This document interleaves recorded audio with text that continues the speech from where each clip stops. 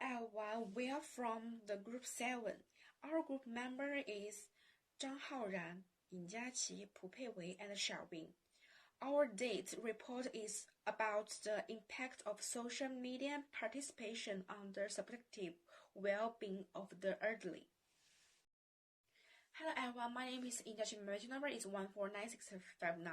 The main purpose of the study was to investigate the impact of social media engagement behavior on subjective well-being of the adults. The target audience of this study are Chinese and Malaysian elderly persons over 16 years old who use Facebook, WeChat, and WhatsApp.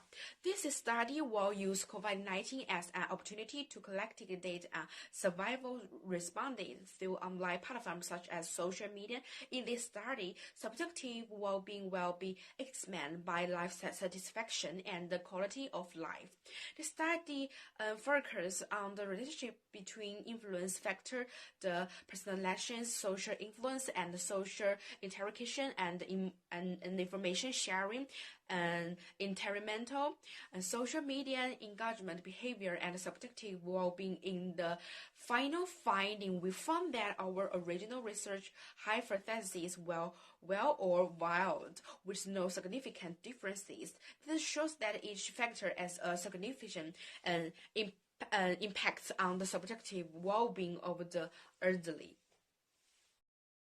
In this era series, urgent population, it is especially important to observe the impact social media population, the elderly. More and more seniors today are learning how to use social media. Based on the servers of older adult use of social media, we can find out more about whether older adults benefit from social media.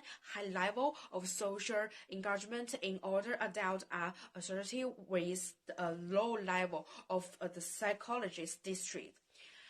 The technology can also play an important role in increasing older adult participation in social interaction, while a more the diverse social network has been shown to the benefits of physical and mental health and overall health.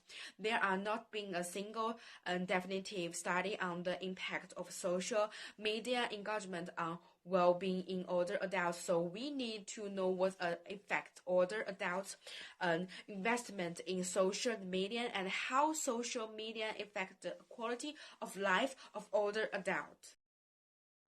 Hi, I'm Sherwin, son of Maripan, and my matrix number 147166 from Group 7 would like to present about the literature review. It uses uses and gratification. Katz in 1959 developed the uses and gratification theory (UNG) to explain people's reason for social media use, access, and attitudes towards a given medium. The theory focuses on how people interact with the social media. According to the uses and gratifications hypothesis, social media users are active and goal-oriented, thus they will be motivated to choose the medium that best satisfies their requirements. The uses and gratifications theory has been widely utilized to investigate why people use various media such as social media. Next is subjective well-being. There are two items under subjective well-being: life satisfaction and quality of life. Life satisfaction is about the fact that one of the main uses of the internet for older users is leisure. May explain why the internet has a favorable impact on their psychological well-being. Next, quality of life. Quality of life is a multidimensional concept that depicts an individual's overall personal welfare and enjoyment of life in the context of a value system and culture that focuses on aim, expectation, and standard of living. There are 8 items under subjective well-being. The first one is personalization. It is about customizing some characteristics of a product or service so that the user enjoys the better convenience, lower cost, or some other benefits. Next, social influence. The degree to which an individual believes important others feel he or she should use the new method. Next is social interaction. It is about the extent to which social media is used as a communication channel to connect with others. Then, information sharing. It is about the desire to get information through social media is known as information seeking. Then, entertainment. SNSs are used for enjoyment, amusement, relaxation, and passing the time. according to the entertainment demands. Next, engagement behavior. The rise of social media platforms such as Facebook, Instagram, Twitter, LinkedIn, and Google has altered however information about their health, social lives, and daily activities. Then, loneliness. Loneliness is defined as a feeling of social isolation from intimate friends, relatives, and acquaintances. The last one is facilitating condition. Facilitating conditions telling us as a person's beliefs that the system's organizational and technological infrastructure is to enable its use. Thank you. This study is a relative study. The study focuses on the relationship between influencing factors, social media, engagement behavior, and subjective well-being. In addition, this study also examines the mothering effects of loneliness and facilitative conditioning. The target audience of the study are Chinese elderly people aged 16 and above who have previously used Facebook, WeChat, WhatsApp, and so on.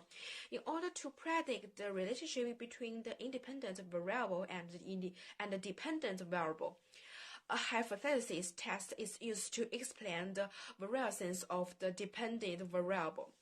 This is cross-sectional study. Data will be collected over a month, and the questionnaire will be distributed to volunteers in China. We will use the non-probabilistic judgment sampling method when collecting data because it is cheaper, more convenient, and does not consume a lot of time.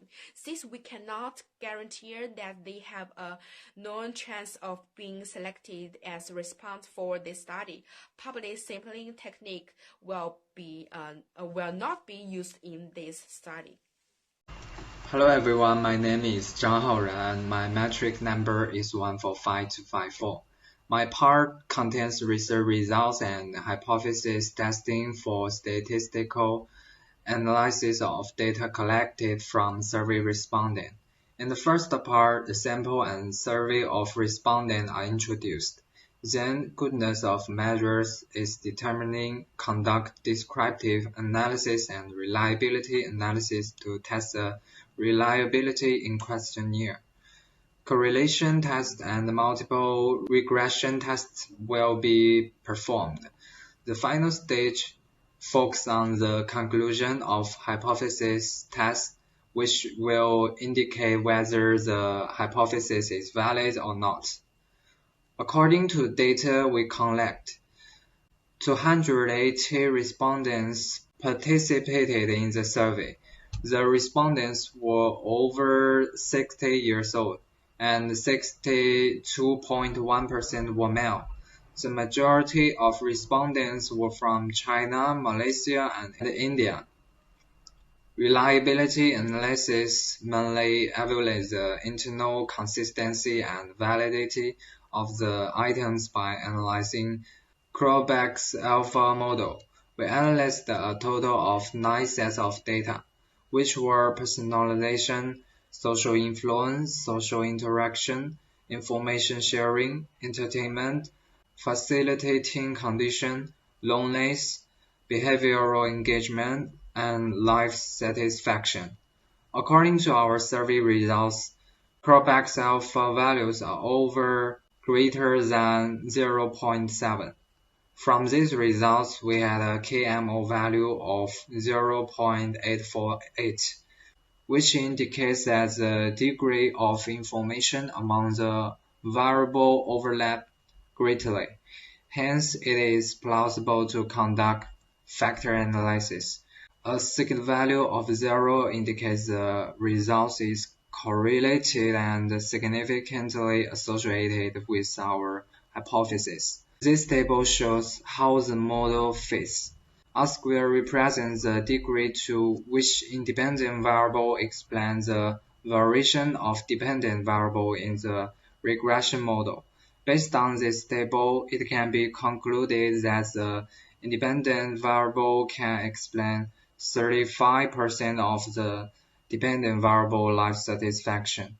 In addition, in the above table, a just R square is less than R square, which corrects the exaggerated facts of R squared on the explanation degree of the total independent variable to the dependent variable variation. Okay, that's all of my part. Thank you very much. Hello everyone, my name is Pu Wei. I'm very happy to be part of this presentation, and my part is about conclusion for our group project. Also, according to our conclusion, I will give some suggestions for future research.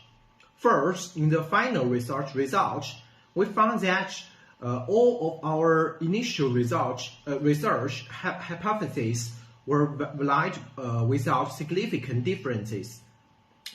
This shows that all factors have a significant impact on the subjective well-being of the elder.